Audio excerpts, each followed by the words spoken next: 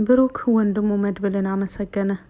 ብሩክ ወንድሙ መድብልን አንተ ባትኖር ኑሮ ከዛ ጨለማ ክፍል ፈጽሞ ልወጣ አልችልም ነበር። አመሰግናለሁ ወንድሜ፣ ካሁን በኋላ ምንም በሆነ አይቆጨኝም በማለት ተናግሯል።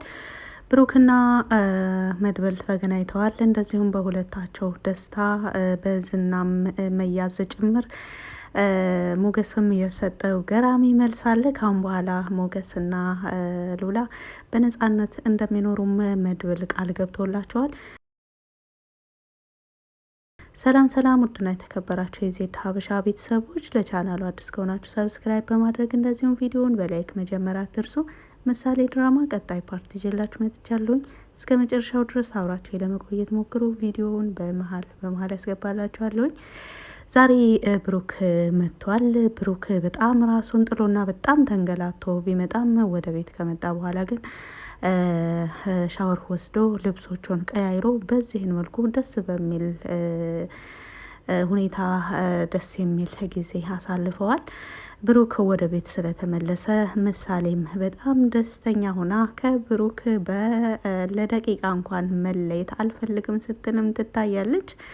እንደዚሁም ሞገስ የሰጠው ገራሚ መልስ አለ። ካሁን በኋላ እኔና ሉላ ፈጽሞ ማንም ሊያሸማቀቀን እንደማይችል ለአድናቂዎቻችን ቃል እንገባለን ሲልም ተናግሯል። ምክንያቱም አብዛኛው ተመልካች በሉላና በሞገስ ሁኔታ ብዙ አዝነዋል። በተለይ ደግሞ ሉላ ባሳለፈችው ከዝና ጋር ባሳለፈችው በተለያዩ በሚደርሱባት ነገሮች አሁንም ላይ ቢሆን ሞገስ እስከ መቼ ነው ዝናን ፈርተህ የሚል ተመልካችም ስላለ ካሁን በኋላ ለተመልካች ስንል ሉላና እኔ እንደዚሁም ደግሞ ዝና ላይ ድል አድርገን እኛ በነጻነት እንኖራለን በማለትም ሲደመጥ ነበረ። ምሳሌም እንደዚሁ አባቷ ስለተመለሰላት አባቷ ብሩክ በሰላም ስለተመለሰላት አጎቷንም አመስግና እንደዚሁ አባቷን በሰላም በመምጣቱ በጣም ደስታዋን ገልጻለች። እንግዲህ ብሩክ ብዙ ስቃዮችን ብዙ ግፎችን በጨለማ ክፍል ውስጥ ታስሮ እንዳሳለፈ ካሳለፍነው ፓርት ላይ ያየነው ነው። አሁን ላይ ብሩክ ማን ወዳጅ ማን ጠላቱ እንደሆነና እነዛ ሰዎች የትና እንዴት እንደሚኖሩ በምን አይነት ሁኔታ እሱን ሊያገኙት እንደሚችሉና ቤተሰቡን እንዴት ሊያጠምዱት እንደሚችሉ ጠንቅቆ አውቋል። ምክንያቱም ከሳምንት በላይ ታግቶ ከነሱ ጋር ብዙ የሚባሉ ግፎችን ሲያፈራርቅ ነበረ የኖረው። ነገር ግን በስተመጨረሻም በሞገስ እና በመድብል ጥረት መድብልና ሞገስ ብሩክን ለማስፈታት የሄዱት አካሄድ በተለይ ደግሞ ዝናን ለመያዝ የወሰኑትና የሰሩት ታሪክ በጣም ደስ የሚል ነው። እንግዲህ ዝናን ለመያዝ የቻሉት ከአሳለፍነው ፓርት ላይ እንዳያችሁት ዝና ኤፍራታን ወደ ብሩክ ቤት ልኳት ነበረ። እርግጥ ኤፍራታ ወደ ነብሩክ ቤት የመጣቸው ዝና እንደላካት ሆን ብላ ዝና ያላትን ነገር ለማድረግ ብቻ ሳይሆን ከመድብል ጋር ለመተያየትን ፈልጋ ነበር። እንደሚመስለኝ ኤፍራታ ከመድብል ፍቅር እየጀማመራት ነበር። ነገር ግን አሁን ላይ ያጠበቀችውን አላገኘችም። አሁን ላይ መድብልም ከባድ እርምጃ ወስዷል። ኤፍራታ ወደዛ ቤት በፍላጎቷ ከሄደች በኋላ ግን ለዝና እንድትደውል ነበር ያደረገችው። ለዝናም እንደዚሁ ማህሌትም ደግሞ ከኤፍራታ ተመሳሳይ ንግግር እንድትናገር መድብል አስገድዷታል። ይህን ደግሞ ማድረግ ግዴታዋ ስለሆነ ማህሌትም ለዝና ደውላ እርዳታው እንደሚያስፈልጋቸውና ፍጹም ከማህሌት መታገት ጋር ፈጽሞ መድብል እጁ እንደሌለበት ይልቁንስ እንድታገዘን የት እንዳለን ሁሉ አናውቅም፣ እንደዚህ ቦታ ነው ያለ ነው በማለት ነበረ ለዝና እየደወሉለት። እኔ እኮ መድብል ያገተሽ መስሎኝ በጣም ተበሳጭቼ ነበረ በማለት ሲናገር ነበር ዝና ከዚህ ንግግሩ ላይ መድብልን በጣም እንደሚፈራውና በጣም ከመድብል እየተጠነቀቀ ምን ያክል ጥንቃቄ እያደረገ እንደሆነ የሚታይ ነው። እናማ የት ናችሁ በማለት ሲጠይቃቸው የላኩለት አድራሻ አለ። እዛ ቦታ መተህ ውሰደን እባክህ፣ ጭራሽ እርቦኛል፣ ራሴን ጥያለው፣ ከምግብ ከቀመስኩ 3 ቀኔ የት እንዳለው እንኳን አላውቅም በማለት ነበረ። ማን ወሰደሽ እዛ እንዴት ልትሄጂ ቻልሽ በማለትም ጠይቋት ነበር ዝና። እኔ አላቅም፣ ሌቦቹ ይሆናሉ፣ ምን እንደሆንም አላቅም፣ ብቻ ራሴን ስነቃ ግን እዚህ ቦታ ነው ያገኘሁት በማለት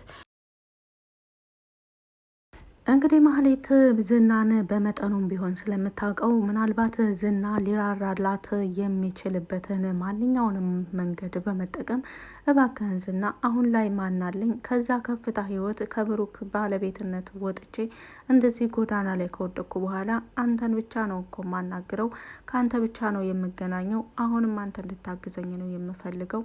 እባክህን ዝና አላሳዝንህም እንዴ በማለት ትማጸናለች በስልክ ማህሌት።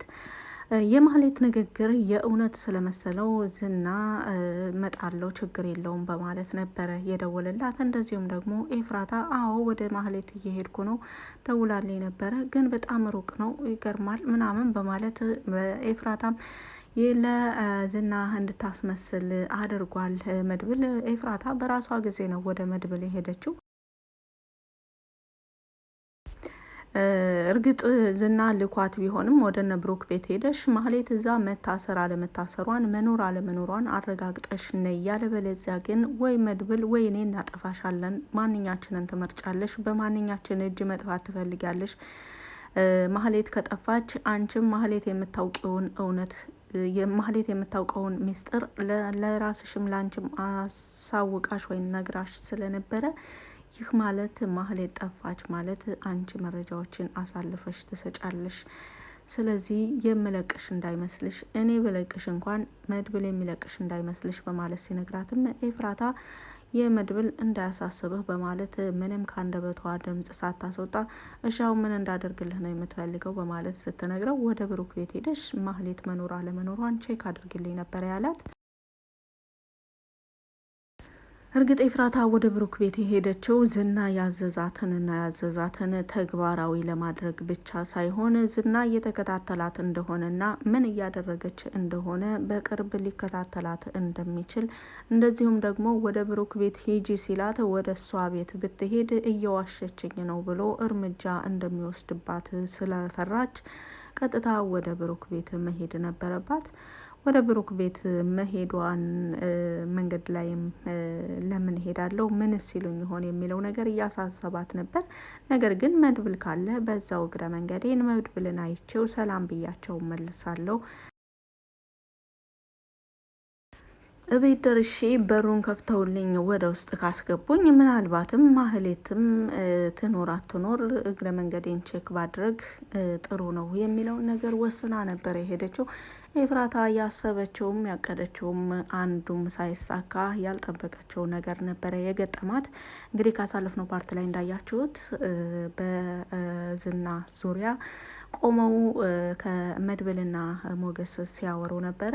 ዝናን ግዴታ መያዝ አለብን፣ ዝናን ስንይዘው ደግሞ የእሱ የሆኑ ሰዎች ሁሉ እኛን ሊያስፈራሩንና እርምጃ ሊወስዱብን ይችላሉ። ብሩክን ማስፈታት ማለት በጣም ከባድ ነገር ነው። ነገር ግን አንድ ነገር ከባድ ነው ብለን ከመሞከር ወደ ኋላ የምንልበት ምንም ምርጫ የለንም። ምክንያቱም እዚህ ጋር የተሰጠን ይሄኛው ይሻላል ወይስ ይሄኛው ይሻላል የሚል አማራጭ ስለሌለን ግዴታ መታገልና እነዚህን ሰዎች የሚያስከፍሉንን ዋጋ ሁሉ መስዋዕት ከፍለን እኔም ለወንድሜ አንተም ለጓደኛህ ለብሩክ ስትል ጨከን ብለህ ይህን ነገር እንዳደርግ አግዘኝ፣ ያለበለዚያ ግን ከፈራህ መተው ትችላለህ በማለት በወቅቱ ሞገስ እየተንቀጠቀጠና እየፈራ ስለነበረ በቃ ፈርተህ ከሆነ ሂድ ወደ ቤትህ በማለትም ሲነግረው እንደ አጋጣሚ ኤፍራታ በመንገዳቸው ላይ ያዩዋታል።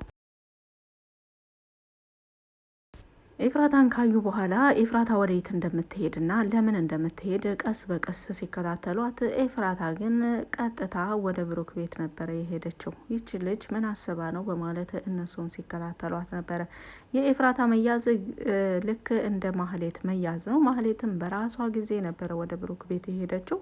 ወደ ብሩክም ቤት ከሄደች በኋላ በራሷ ጊዜ ቅድስት ላይ የተወሰነ ከጮች በኋላ የክስ ወረቀቱን ልትሰጥ ቦርሳዋን ስታስተካክል ነው እንግዲህ በወቅቱ ሁሉም ነገር በመድብል እጅ የሆነው ስልኳም፣ ወረቀቱም፣ ቦርሳዋም ሁሉ ነገር በመድብል እጅ ሆኖ እንግዲህ ማህሌት ከብሩክ ቤት ለመውጣትም ብዙ ሞክራ ይበልጥ ቅጣቷን አከብዶት ነበረ እስካሁን ድረስ የቆየችው።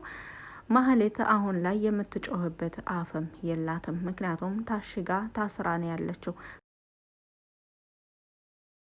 ከአሁን በፊት እጅና እግሯን ብቻ አስረው አፏን ሳያሽጉ በሰጧት ነጻነት በዛች እድል ተጠቅማ ነው ምሳሌ ወደዛ ክፍል እንድትሄድና በሩን እንድትከፍትላት ያስገደደቻት። እርግጥ ምሳሌ በወቅቱ ምንም የምታውቀው ነገር ባይኖርም ነገር ግን ባካቸው ክፈቱልኝ የሚል ድምጽ ስለሰማች ማህሌት ድምጿ የማህሌት እንደሆነም ስላወቀች ቀስ ብላ ወደዛ ክፍል በመጠጋት በሩን ስትከፍት እንግዲህ ማህሌት የወሰደችው ከባድ እርምጃ አለ። ከምሳሌም አልፋ ቅድስትን ደብድባታለች በዛች ባገኘቻት ወቅት። ነገር ግን ከዛ በኋላ መድብል ስለደረሰላቸው የማህሌትን ቅጣት በእጥፍ አድርጎ በተገቢ መንገድ ምግብም እንዳይደርስላት ሆነ። እንደዚሁም ደግሞ እንደፈለገች እንዳትጮህ የመነጋገሪያ አንደበቷን አሽገውባታል። እርግጥ ኤፍራታ ወደ ብሩክ ቤት ስትሄድ ዳጣና ቅድስት ስለ ማህሌት እያወሩ ነበረ። ዳጣ ደግሞ እባክሽን ሄጄ ሆዷን አንዴ ልርገጣት፣ እንዴት ምሳሌ ላይ እጇን ልዘረጋ ቻለች? እንዴት ምሳሌ ላይ ይሄን ትላለች? እኔ እኮ ነግሬሻለሁ፣ ማህሌት በጣም ከባድ ሰው ናት። በቃ የሆነ የቻልኩትን እርምጃ መውሰድ አለብኝ፣ እባክሽ ልቀቂኝ ቅድስት እያለች ስታስቸግር ነበረና ቅድስት ደግሞ ምንም አይነት ስህተት እንዳትሰሪ፣ አሁን መድብል በዚህም መልኩ አስቀምጧት ሄዷል። መድብል ሲመጣ በዚህን ልክ ነው ማግኘት ያለበት፣ ባስቀመጣት በር መክፈት መዝጋትም እኛ አንችልም መድብል ሲኖር እንጂ በማለት ተናግራለች። ዳጣ ደግሞ በጣም ስሜታዊ ስለነበረች ድምጿን ከፍ አድርጋ ነበረ የምታወራውና ስለ ማህሌት እያወሩ ኤፍራታ በሩን ቆርቁራ ስትገባ እንደ አጋጣሚ የቅድስትና የዳጣ ንግግር ይቋረጣል። ስለ ማህሌት ነበር እንደ እያወራችሁ የነበረው በማለትም ጠይቃለች። አዎ ስለ በፊት እኮ ስለ ታሪክ ነው የምናወራው፣ ያኔ እዚህ እንደነበረች ጊዜ እንደዚህ ነበረ ምናምን እያሉ እነሱ ደግሞ ያሳለፉትን ታሪክ በማስመሰል ለኤፍራታ ይነግሯታል።